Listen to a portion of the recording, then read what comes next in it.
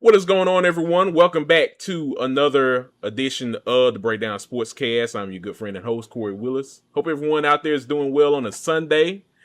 Hope you guys enjoyed awards weekend. Of course, the Army Navy game out there. And just a great time with your friends and family. The holidays are getting closer and closer. We're at the holiday season. And yeah, with that, bowl games out there as well. We also had a couple bowl games over the weekend. Um, also. So, yeah, guys, I hope you all are doing well today on a Sunday evening. As always, guys, we appreciate you all tuning in with us live here on YouTube and on Twitch. Of course, if you want to listen to us or follow us on social media, you can follow us definitely on X. We're on Instagram. We are also on TikTok as well at BD Sportscast. You can find all of our content there. If you also want to listen to us in podcast only format, you can listen to us on a bevy of your favorite podcast applications: Spotify, Apple Podcasts, iHeartRadio. Listen to us there. Find the Breakdown Sportscast and listen to all of our past and present episodes on there as well. So, yeah, guys. As always, we appreciate you all tuning in with us. Of course, leave a like, comment, and subscribe. All of that great jazz. Let your friends know about us as well. We're trying to get to 100 subscribers, guys. If we can get to 100 subscribers, we'll definitely put your name into a pot. And we'll definitely raffle your name for a chance to win some free swag courtesy of Chris and myself. Look, it's the holidays, guys. We want to give back to you all for what you guys have done for the podcast and for the channel here. We very much appreciate you guys' support. So let your friends and family know who we are, and while we are here bringing you the latest and greatest news in the world of college football. So as always, guys, we very much appreciate you all's support. As always, guys, you know who I'm with. I'm with my good friend and co-host. He is Chris Bolton. Chris, what's going on, my brother? Nothing much, nothing much, just another Sunday. It's been a good day. So doing just fine, man. Ready to we got the playoffs on the horizon. So we got some more football on the way. We had some bowl games. Already had a bowl game, Corey, and had the Army Navy game. So it was a cool weekend. It was a chill weekend. But we about to turn things back up here on Friday and Saturday. Absolutely, absolutely. Look, it's we're heading into the bowl season now. We already kicked it off with like the Celebration Bowl. We had the LA Bowl over the weekend. Man, Washington put a shellacking on Boise State. Yeah, it was tough. That was Mhm. tough. So yeah, man. Wasn't tough if you're a Washington fan, but it was No, tough for everybody else to see. yeah, absolutely, man. It look Boise State probably still got some of those bad plays as nightmares. They probably waking up still just in shock. Yeah. You know how you see animals licking their wounds. Boise did a lot of that this morning when they woke up. Oh, I still got a spot right there.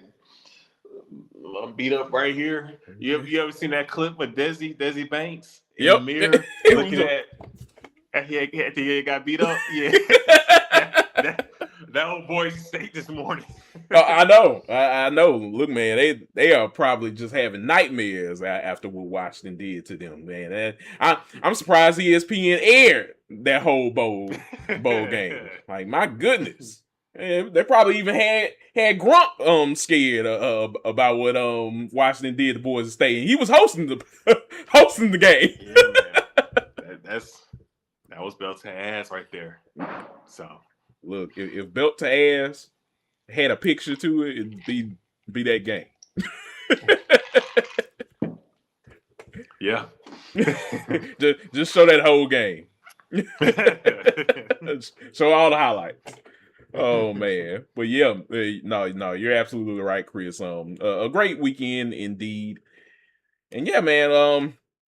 I think we gotta go ahead and talk about some of the big news stories, we got to go ahead and do it, Chris. The biggest story indeed was yeah, well, one of the biggest stories was Fernando Mendoza, but the biggest story, we'll talk about that in a little bit, was Sharon Moore being exited out, fired from Michigan, and now Michigan has to pretty much find another leader for the Wolverines there in Ann Arbor, Chris. So overall, it's so much news that had came out about that story with Sharon Moore. All I can say is it's definitely unfortunate on what had happened. But if you're Michigan, look, you got to find a leader that can lead this program in the right way. I think that's the biggest thing we can pretty much say about this whole thing that's going on with the Wolverines, Chris. What were your thoughts just about hearing that news, and what are your thoughts now about coaching search? Now they got to find a new head honcho there, a new sheriff for the Michigan Wolverines. What were your thoughts overall? Yeah, yeah. And it seems there's been a lot that's come out with everything surrounding Sharon Moore. Um, but you gotta go get your guy. Who is that guy? We'll see. I mean, it feels like Penn State just got one of the last top candidates with with their hiring of Coach Campbell. But I'm curious to see who is that person. We got a statement from Kalen DeBoer, emphasizing how much he enjoys being the coach at Alabama. He's here to stay. We'll see if those words continue, especially depending on how this playoff game goes, Corey, this weekend. That could have some repercussions on how this coaching search pans out for Michigan. But I'm curious to see who ends up being the head coach for the Wolverines. Will it be John Harbaugh? Will they go get him after a tough season he's having with the Ravens? I think that's a name to be on the lookout for, Corey. Could could Michigan pull an Alabama and maybe get Urban Meyer to dust off the clipboard and come back on the sidelines and pull a similar move to how Bama did with getting Saban after he had his at LSU. So let's see. We'll see what happens. But it's a tough situation, man. It's a tough situation that's going on in Michigan. There's a lot that keeps coming out with regarding Sharon Moore, and it seems like it's just kind of it was a little gasoline to the fire that was building when it comes to him being kind of a stopgap coach. You know what I mean? Someone is just kind of holding it down for a few seasons until they get the guy. And I think it's just kind of everything surrounding the situation kind of accelerated the timeline of him ultimately getting fired. Yeah, no, you're absolutely right, Chris. Yeah, it definitely felt like the ultimate stopgap coach at that point. Like Jim Harbaugh leaves, goes to LA Chargers, being successful there after the whole, playgate, whatever you want to call it, with the whole Connor Stallions incident, all of that involving him, and then you have Sharon Moore being also in the center of all of this. Had to suspend themselves from a couple of games this season off of all of that. So yeah, it's just a smorgasbord of things that has transpired with Michigan the last couple of years, Chris, and it ultimately just blew up in the Michigan faithful's face, and a lot of people were not expecting this. Look, they want a competitive team that does things the right way, and hey, ultimately it's just been a whirlwind of just news stories that haven't been as favorable their way, and it's definitely tainted the Michigan brand. It's unfortunate because a lot of these fans, they look. We've heard people, prominent people, Chris, that have went to Michigan. I think of guys like um just plenty of past and present players. Chris Webber and all of those guys. Um, that have been at Michigan, that root for the Wolverines, of course. Um, yeah, it's yeah. I was thinking about Rich Eisen. Listening to him, that guy loves Michigan. He went to school there, and just hearing all of these stories, of that time being at Michigan, and then hearing this, it definitely broke a lot of people's spirits. So yeah, all I can say is now the board of regents there at Michigan, they got to find their guy. They have to find the right guy. They have to definitely make sure that Michigan stays and remains a top tier program that people want to go there to become successful. And look, one of the things you got to do, you got to find a way to keep a guy like Bryce Underwood there. It's already. It feels like he has 1 foot out the door already. You don't want to have him have 2 feet out the door, going to a different program. Yeah. So it's gonna be interesting, man, to see what happens. But it's definitely unfortunate what has transpired with Michigan in that program. Yeah, yeah. So I'm curious to see if they go get an offensive savant.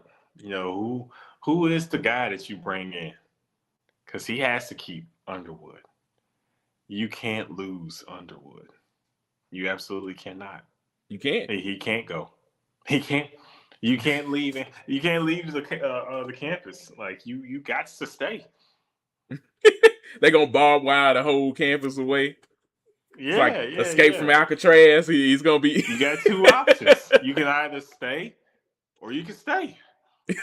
What you want to do? Either way, you can't dig a tunnel and get out of here. That's just not happening. Yeah, you can't allow it. So they got to figure this out. It's been a rumor that this could potentially happen, that the job could open up. So hopefully they have a plan in action, and they were kind of ready for things to develop to this point. We'll find out this week. That we will. Most definitely, Chris. So yeah, man. Yeah, we'll definitely see what happens with the Michigan Wolverines, but it's just an unfortunate scenario that happened. Like I said, listening to so many people, Rich Eisen, of course, was one of the people that I listened to. That was just devastated in hearing this news. So yeah, man. Yeah, we'll definitely see what happens going forward with the Michigan Wolverines. But we'll move on, Chris, real fast. In no surprise, Fernando Mendoza wins the Heisman. Just as happy as ever. Look, this guy, he has a contagious just demeanor about him. Like, people love this guy. I love this guy. This guy is great for college football indeed. Winning the Heisman, of course. And now he's gonna go into the college football playoffs as a Heisman Trophy winning quarterback, Chris, to hopefully lead his Indiana Hoosiers to a national title. So what were your thoughts about Fernando Mendoza winning the Heisman, Chris? And what were your thoughts about just his season overall? Because he's been an exceptional player for college football. Incredible season. He's been great. You kind of saw it early, like, oh, Indiana is like going bananas. These boys are just dropping points on everybody, and so definitely big ups to him on the season that he's had, that Indiana's had, and he seems like a great guy. Very someone that is a great representative of the University of Indiana. Of he's been just all about the team. It's not about himself. It's all about everybody else. So just very down to earth, wants to win, and just happens to be accomplishing individual glory in the process. So he's been the real deal. I think he's going to continue to be the real deal in the pros. We're watching a top quarterback prospect play football. And so I think Indiana they got them one. They can mark off the Heisman winner, and he can very well with this team lead them to a natty. That is not out of the realm of possibilities. As crazy as it sounds, Indiana can bring home that chip, and so he's been incredible, and it's a well deserved Heisman. Pavia had a great year. Jeremiah Love had a great year. But I think we all, at the end of the day, know the Heisman had to go to Mendoza. Agreed, Chris. Even Julian Sayin, a guy I love for Ohio State, had a great year. Mm-hmm. Look, I think any one of those men could have took home the trophy, but ultimately it had to come down to the most outstanding player on the field, and every week it was Fernando Mendoza. He did what he needed to do to get Indiana to the point that they're in. They won a Big Ten championship, Chris. That's been overlooked. Nobody's It been talking has. about that enough because everything is about playoff, playoff, playoff, playoff. Yep. Man, they beat Ohio State. Indiana. Indiana. Corey, this is like let's say Mississippi State went to the SEC championship game and beat Georgia. I'm still manifesting. Beat Alabama. Or beat Florida when Florida was Florida, like Tebow, Florida. Mm-hmm. Beat elite. Well, in this format, I mean, it could be LSU in there against Mississippi State, but in the old days, you had the West and the East. Or you beat top tier Tennessee. I mean, this is a huge accomplishment. Indiana doesn't beat Ohio State. That doesn't happen. And it happened. And nobody's been talking about it. I know. It's crazy. Oh, they won. Yeah, it's just another win. Like, it's just been swept under the rug. It's definitely crazy, Chris. Like, yeah, they beat Ohio State. And the whole world is like, okay. Like, what? Look, if this was like half a decade ago, Chris, we would still be talking about about that moment. If this was 10 years ago, come on now, this would be an all-time great win. Yeah, like you could say this is the biggest win in Indiana football history, IU football history.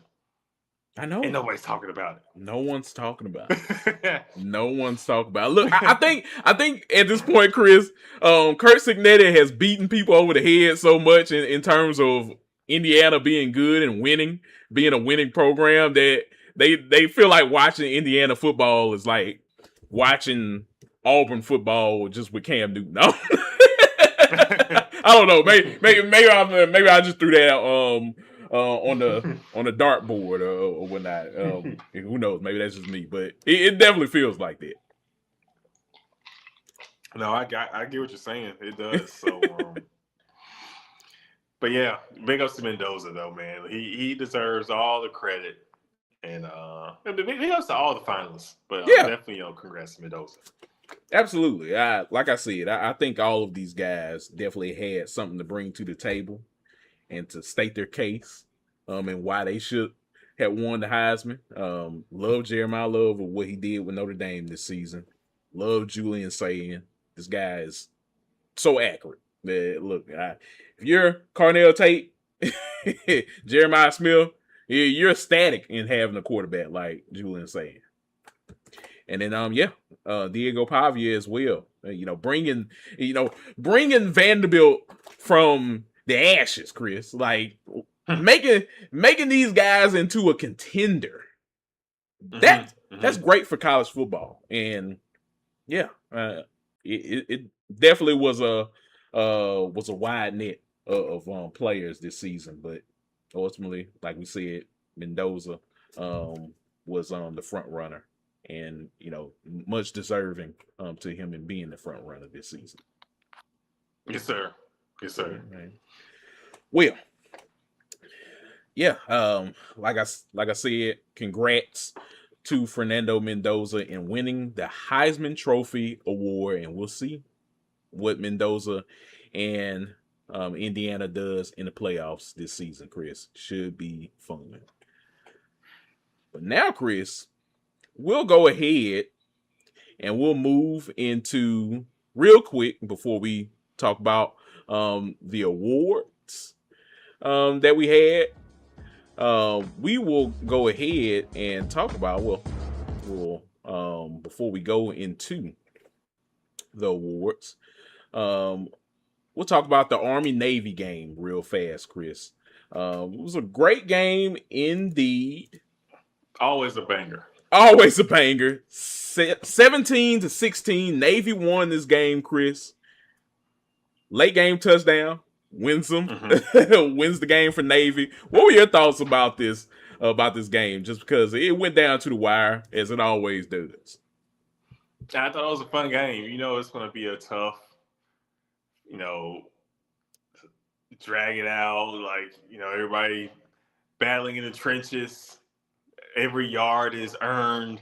It's not going to be easy whenever Army and Navy play. It's always, it doesn't matter what kind of season either team is having. And for the last few years, Corey, both of these programs have been solid. Dare I say good. Very respectable teams. So, I'm not shocked one bit that it was a tough ball game for Navy to get the victory. Army came ready to play. But Navy just clutched it out. Fed the playmakers the ball at the end of the game. And rest your fate on your defense to bring it home. They got the touchdown in the fourth quarter, about midway point through the fourth, and the defense did what needed to be done to secure the victory. So big ups to the midshipmen. They another dub in the series, and Navy they'll continue to do their thing. I'm sure we'll I'm not sure what bowl game did they get a bid for, Corey. That's a great question. Not off the top. Let me look and see. Where is Navy going? So I'm looking at all of the bowl games. They got to be rewarded with a nice little bowl treat. Oh, so this is going to be an interesting game, Chris. Navy will be playing Cincinnati in the AutoZone Liberty Bowl. Look, Liberty Bowl is we know all about that bowl, Chris. That's a good matchup. That's a good game. And Cincinnati has been a really good football team this season. So I think there's going to be two teams definitely going tit for tat with one another. Both tough defenses as well. So, yeah. I'm curious to see how that one plays out. Yeah. I can't wait to watch that game indeed. And that game is going to be the same day as the Duke's Mayo Bowl.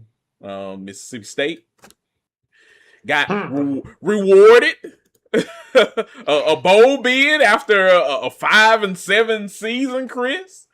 So grades. Definitely a rewarding moment for Mississippi State fans out there. You didn't win 6 games outright, but you did get an opportunity to still win 6 games as you close out the 2025 season. So, hey, who knows, Chris? Maybe all of this back and forth with Blake Shapen. Should he play? Should Camario Taylor play? All signs that this is Camario Taylor's team officially now. Blake Shapen is getting ready for the NFL. Best of luck to him. Hey, who knows, Chris? Maybe if Mississippi State pulls out this game with 6 wins, maybe Jeff Levy's punishment for not bringing Camario Taylor early is he gets dumped in mayo. Well, who knows? Just saying. Wink, wink. Yeah, no, all's well that ends well. So we'll see. So yeah, but yeah. In terms of Navy and Cincinnati, Chris, it's gonna be a really good game. It's gonna be a banger. I'm definitely gonna be watching that one before the Mayo Bowl. So yeah, man. Yeah, those are some of the other that was some of the topics that we had before we head into our awards, Chris. Mm-hmm. Y'all ready to talk about who wins some of the top awards here on the Breakdown Sportscast? Some of our favorites this year. Let's make it happen. Let's make it happen indeed. So here we go, folks. Our 2025 awards. We'll go ahead and kick things off with our best quarterback award. And this guy, yeah, obviously, we gotta give it to him. We gotta give it to him, folks. Best quarterback award goes to Fernando Mendoza, of course. This guy played lights out all season, winning the Heisman Trophy award.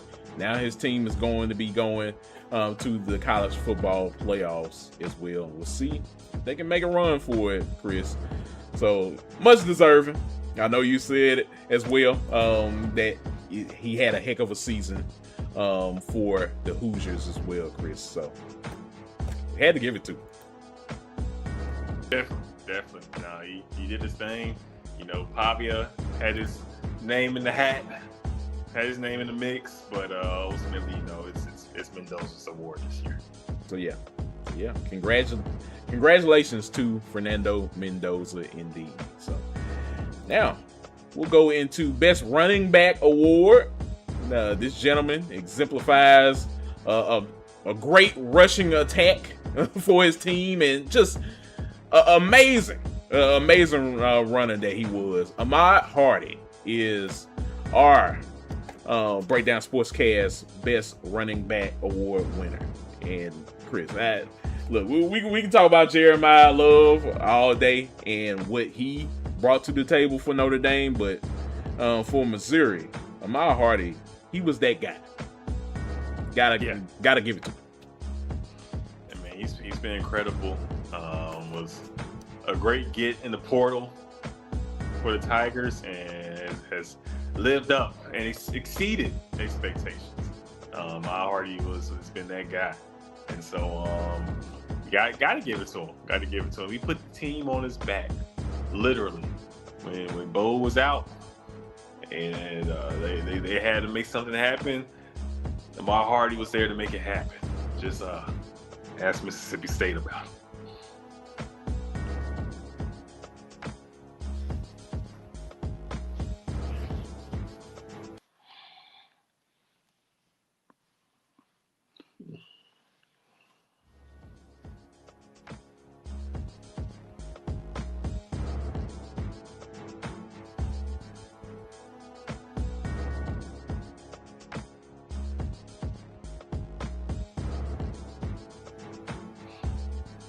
Yeah, we got receiver wise. It was some good competition for the receivers. Yes, yeah, absolutely. So, yeah, sorry about that, folks. I was muted for a moment. All right, we're back with our awards. Here we go. Best wide receiver, Chris. Gotta give this award out. Look, this award was just like the running back award. It was definitely it was definitely tick for tat with some of the top players out there at the receiver position. But only one could take on this award, and got to give it to Makai Lemon from USC. This guy definitely was playing some of his best football of his career, of his collegiate career, Chris. And every time Lemon was open, this man, he made it count. So definitely big ups to Makai Lemon by winning the best wide receiver award indeed. Yeah, Makai Lemon he's different. You know, he's someone that you'll be watching play on days like today, on Sundays.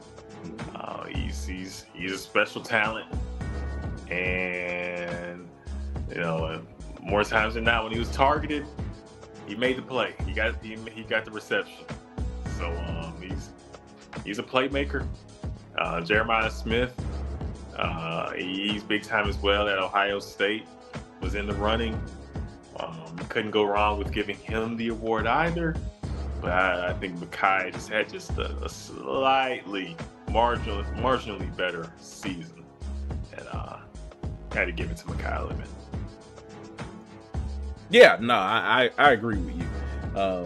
Yeah, man, he was, like I say, he was lights out this season. So it sucks that we can't see a guy like Makai Lemon be in the college football playoffs, because it was a point there I was pulling for USC and trying to make an in route into the playoffs, but ultimately it was down to Ohio State and Indiana as the season had progressed. So yeah, man, we'll definitely still see Makai Lemon in the bowl game if he plays. I'm sure he will. I haven't heard anything about him not playing in the bowl game, and I can't even remember which bowl game USC is in. That's a good question. Let's see. They are taking on TCU in the Alamo Bowl, so that will be an interesting ball game to see Makai Lemon play his final game as a Trojan. Mm-hmm. So yeah. Moving along, best tight end award, Chris. Go from wide receivers to some of the best tight ends in the game. This award goes to Eli Stowers. Eli was exceptional. That was Diego Pavia's right hand man. Stowers was always open, Chris. It never failed. Anytime when Vandy had to get downfield, and they had to get downfield fast, Eli Stowers was always down the field, ready to make a play, and just an exceptional tight end at his position. There was a lot of tight ends, Chris, that we could have picked from Caden Lee, Ole Miss, Oscar Delp from Georgia, so many guys, but ultimately Eli Stowers was our guy leading the charge in the tight end position. Yeah, Stowers big time, man. He seemed like every week he's making a big play, whether it was scoring a TD or putting them in the red zone to score a TD. He has a crazy catch radius. I mean, dude is just a weapon. And a big reason why Pavia had the season he had. Absolutely. like I said, dude, when in doubt, throw the Stowers. Stowers down there. Yeah. Exactly. So, yeah, man. Congratulations to Eli Stowers and just Vandy overall by having an exceptional season. They took no prisoners in the SEC this season. So, yeah, man. Best tight end award goes to Mr. Stowers. Best linebacker award, Chris. This one was competitive, but you like this guy, Chris. I know you talked about this man this season. Jacob Rodriguez from Texas Tech. That Texas Tech defense, Chris, stifling. This man was scary. Hey, look, if you were a running back going up against Texas Tech, good luck, because Jacob Rodriguez was right there. time you saw Jacob Rodriguez on the field, you remember when LeBron was at the free throw line, back when he was with the Miami Heat? Oh yeah. And he saw Kawhi Leonard checking the game. As a running back, saying every time they saw Rodriguez on the other side of football, he's bad man, and this defense is elite, and he's spearheading the attack. And we'll see Rodriguez some more here in this college football playoff. You know, he has the week off to get that body right, to get fresh and ready for the playoff. But we'll see him here shortly. And this Tech defense, it's the truth. Absolutely, Chris. And it makes me think about, you remember at the beginning of the season, and I didn't even know this about Texas Tech. You know, they do the little documentaries heading into the season. Mm-hmm. I think they did it throughout the season as well. It kind of reminds you of how like Ole Miss does the season. Mm-hmm. And they had those high bar expectations for this season, Chris. That's what makes this Texas Tech team so interesting, that they wanted to be a force offensively. No one could touch them.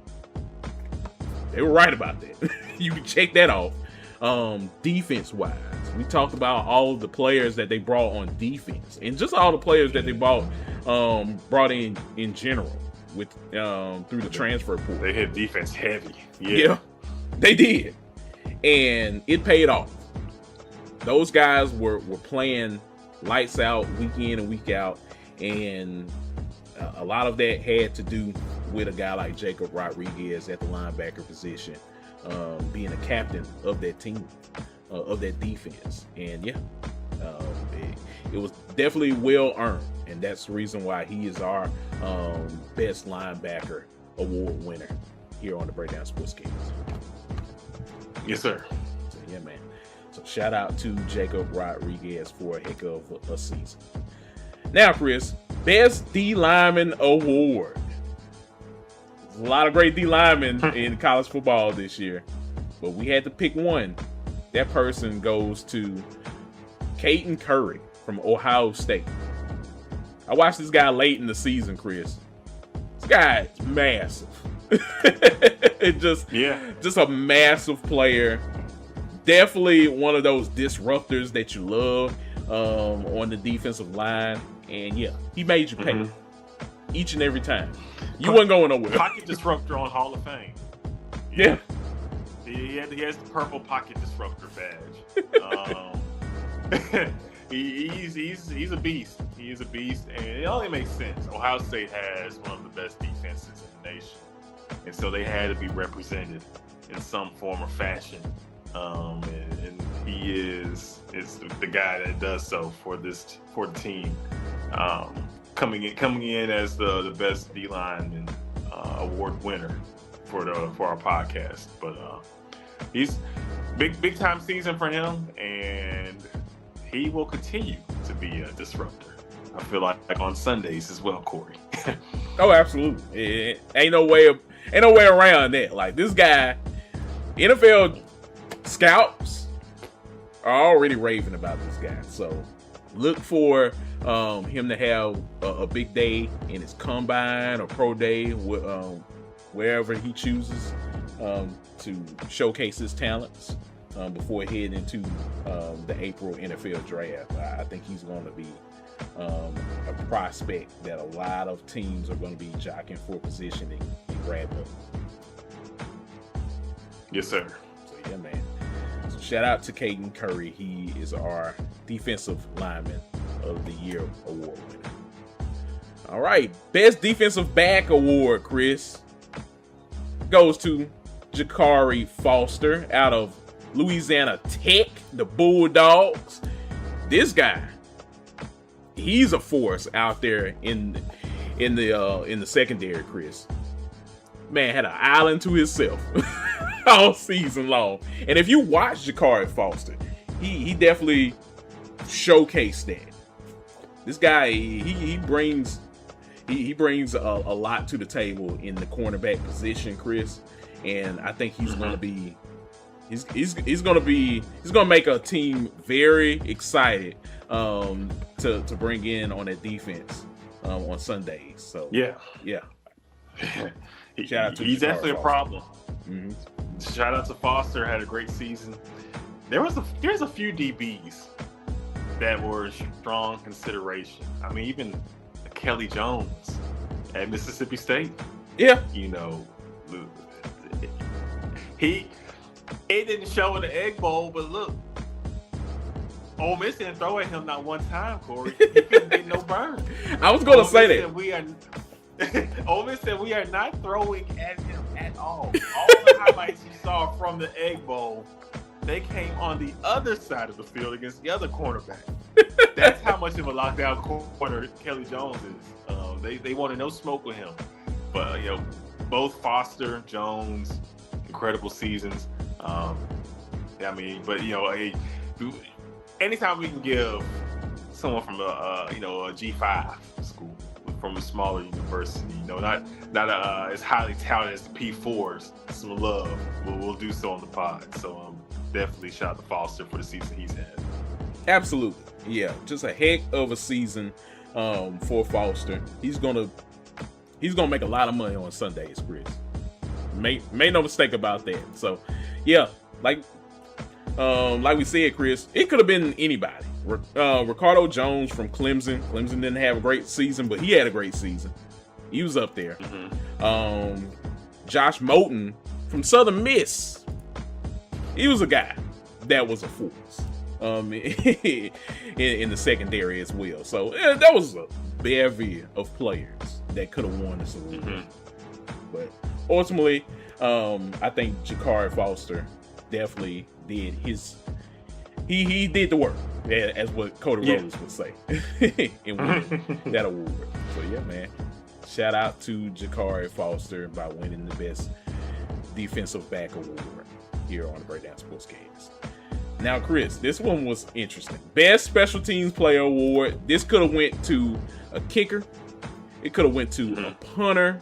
It could have went to a returner. Punt return, kick returner, you name it. Ultimately, it did go to a returner. And that guy was Ryan Niblett of Texas. Really, Chris, this guy was responsible for getting Texas across the finish line against Oklahoma. They got back in that game against Mississippi State. Yeah. Mm-hmm. Like, look, you can make an argument that Ryan Niblett is a big reason why Texas almost had a chance to go to the playoffs. Keeping those playoff hopes alive. 9-3 and maybe 7-5. Yeah. he definitely was. Like that ain't got nothing to do with Archman. Y'all got to do with Ryan Niblett. So Ryan Niblett was big time. That punt return against Mississippi State just silenced 65,000 fans in Davis Wade Stadium. Just wow, what a play! That's his play of the year in my opinion. It put life into Texas. Texas season could have went downhill if you lose to Mississippi State right there in that game, especially the way they came out and played. Shout out to Niblett. Big season for him. And congrats on winning the best returner for the Breakdown Sportscast. Indeed, I agree, sir. So yeah, man. Shout out to Ryan Niblett. Heck of a season, heck of a returner, and we'll see if he returns back something in the bowl game. They were supposed to play Michigan. I wouldn't give still him a playing chance. Michigan. So, I wouldn't give him a chance. Look, Michigan, if you kick to this man, that's on you.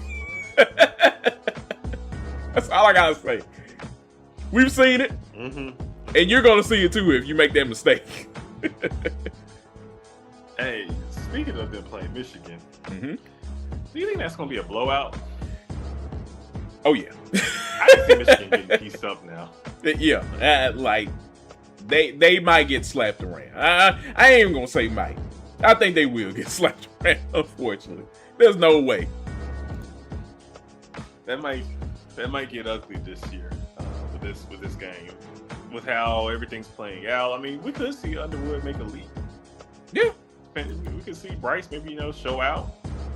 We'll see, but something just tells me I think Texas wants to set the tone for next season, Corey, and nothing sets the tone more than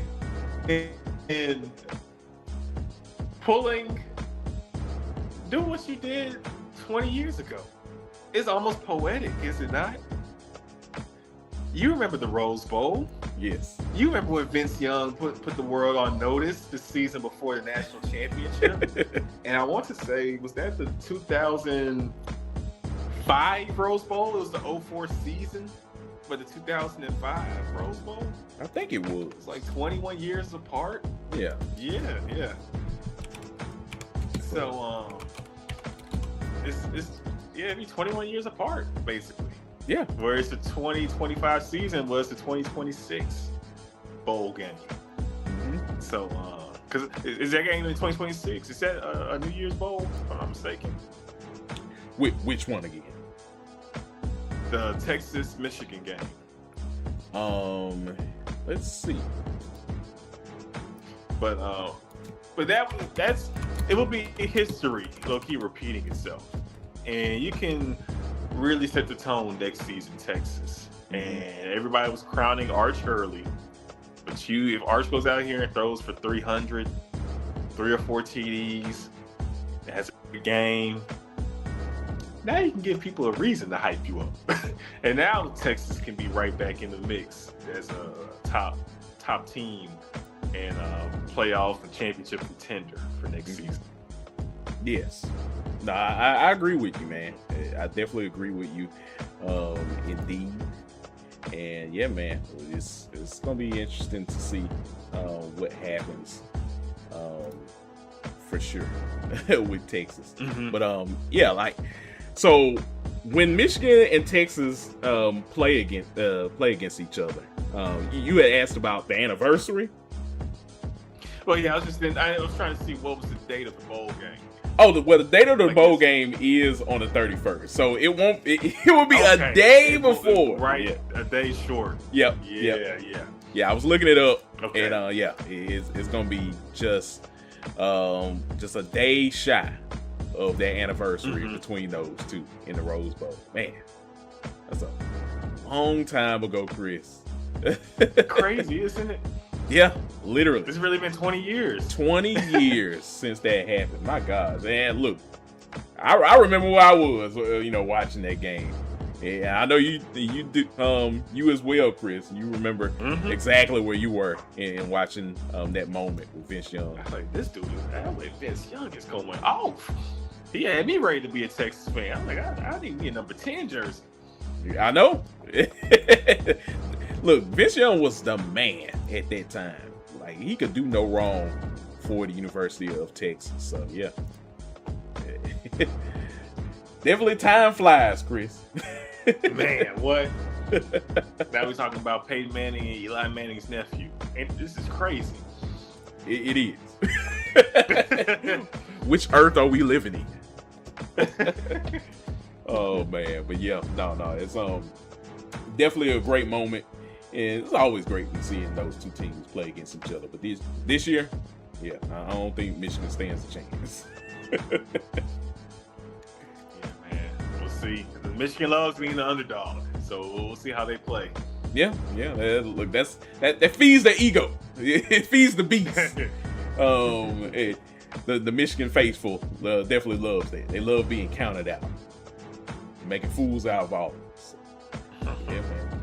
We'll see. And finally, Chris, Rookie of the Year award. A lot of rookies out there making a case this season, but there was only one man that definitely made a spark on his team, and that was Malachi Tony, Chris, from Miami. guy wasn't even supposed to be playing college football this season, Chris. This guy's supposed to be enjoying his senior year of high school, going to his senior prom, all of that great stuff, and then coming to Miami afterwards. He said, "Nah, I'm gonna go to Miami right now. I'm gonna let y'all handle that. I got big plans for me."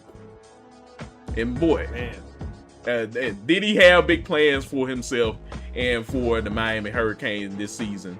Man, just a heck of a ball player that Malachi Tony is, Chris, and I can't wait to see what he does in the playoffs and beyond that as well. This guy, you think he's great this season as a true freshman. Just wait till you see him in his sophomore year. Dynamite, electric. I mean, he's a touchdown waiting to happen anytime he touches the football. You know, big play waiting to happen. So he's somebody that I'm sure A&M has circled. They've been cramming the film. I'm sure they'll be ready for him this weekend. So because he's an X factor for sure. Somebody that we know the Canes, they have, as the season continues, got the ball in his hands more and more, and I expect we'll see him with a lot of targets this weekend, Corey. Absolutely, yeah.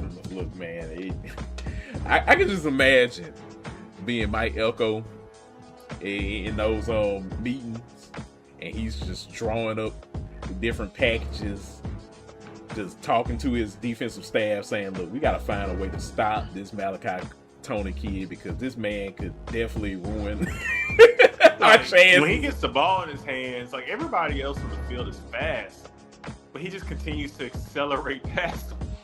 I know. He's scary.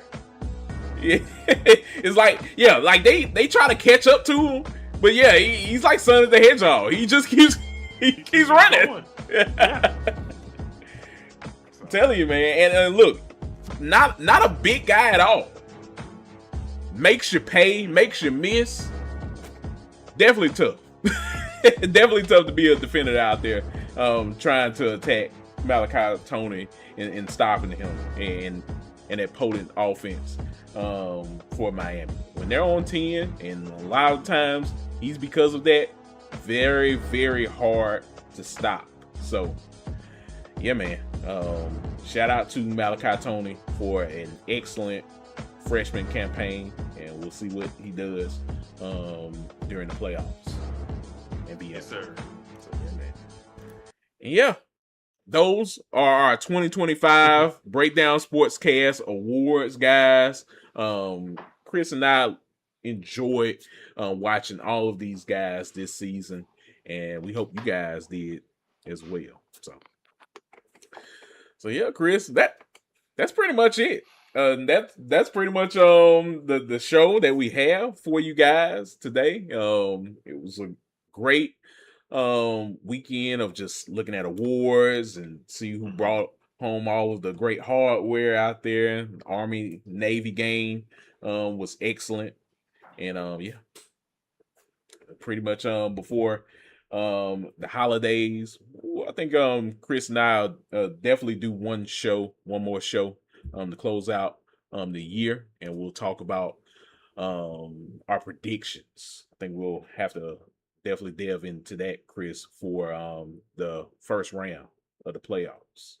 So yeah, that'll definitely be something that we want to delve into, talk about. And yeah, man, I can't wait to see who definitely advances to the next round. So we'll definitely talk about that, and we'll probably we'll review those games as well. So we'll talk about it in the background, folks. Me and Chris, as you know, we wrap up 2025 and head into 2026 with some of these bowl games taking shape and heading closer and closer to the college football national championship, indeed. So definitely follow us, and we'll definitely keep you guys updated as the days move ahead. But before we head out of here, Chris, got some outros. Let the good people know where they can find you on social media. Yes, sir. You can find me on X at Chris_Bolton_12 and on Instagram at Chris.Bolton underscore. Awesome. Awesome. Yeah, definitely follow Chris on there. And yeah, guys, you can follow me on X at Listen to KSW. I'm on there talking college football, professional wrestling. John Cena, he hung up the pumps. You can't see him. After that, Chris, you can't see him. Like, look, the man had a smile on his face after Man. Gunther almost choked him out. Had my boy hemmed up. He had him hemmed up, boy. He had him as about as hemmed up as He's trying to reach for the ropes. Oh man. He had them about as hemmed up as Georgia had Alabama hemmed up in the SEC championship. Dare I say worse? Gunther ain't no little boy now. Gunther, that's a big man. No. You absolutely right. Look, Gunther man, ain't no slouch. No. Yeah. No, he definitely brings the pain each and every week in the WWE, Chris. I'm sure you saw it. The one kid after the match was just yelling at Gunther, and he was like, "Look, like what are you gonna do about it, kid? Like, look, I destroyed your hopes and dreams. I retired your hero. There is no more John Cena. He said it himself. After this match, you can't see him, and I made sure that you can't see him." You can't see him win. I ain't gonna lie, man. I expected it to happen that way. We already saw Cena go on the run to get the belt, to cement passing the torch. The OG's got to lose, so I wasn't shocked. The OG's got to lose, and yeah, he lost. And yeah, look, it hit me as well, Chris. Look, this is John Cena, man. This is one of my heroes as well in professional wrestling. Hanging up the boots. 5-knuckle shuffle. I remember what it was called, FU. Before we had to rebrand things due to my boy becoming the movie star, had to change the names up to these special moves. But yeah, we seen it all over the years, Corey. Yeah. So yeah, man, look, we've seen it all with John Cena. Shout out to him for an exceptional professional wrestling career, and now he can become Peacemaker now, Chris. Salute to you, sir. So yeah, man, shout out to John Cena for a great career in professional wrestling. So yeah, man. Yeah, guys, we appreciate you guys listening in to the show. Leave a like, comment, and subscribe. Let us know what your who was your pick for Heisman. Maybe it was Fernando Mendoza, maybe it was someone else. And also let us know, as we'll be back on another episode predicting the first round of the college football playoff. Let us know what games you're excited for. You got Tulane, Ole Miss. We got Miami, Texas A&M, of course. Bevy of games coming up this weekend. Oregon, James Madison. Who knows? Maybe James Madison do something. I'm trying to speak it into existence, folks. Chris won't allow. We'll see. So yeah, guys, just let us know what you're looking out for in the first round of the CFP. And yeah, we'll definitely be locked in on here, Chris and I, getting you set for the first round indeed. But yeah, guys, we will catch you guys then. Until next time, I'm Corey Willis. He's Chris Bolton. You are listening to the Breakdown Sportscast. We will chat with y'all later on. Peace. Peace.